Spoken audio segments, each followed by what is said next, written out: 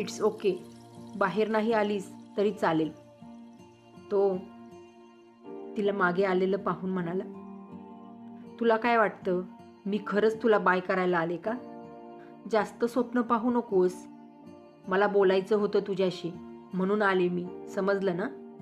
ती रागात आणि नाक फुगवून म्हणाली.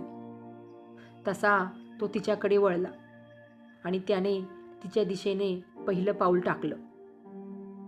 तो अचानक वळला, त्यामुळे ती गोंधळून गेली आणि जागीच थांबली. तो मात्र आता एक एक पाऊल तिच्याकडे येऊ लागला आणि ती घाबरून एक एक पाऊल मागे जाऊ लागली आणि पूर्ण भिंतीला जाऊन टेकली. तो मात्र तिच्यासमोर येऊन उभा राहिला. तो एकदम तिच्या जवळ होता आणि ती त्याला एवढं जवळ पाहून श्वास रोखून त्याच्याकडे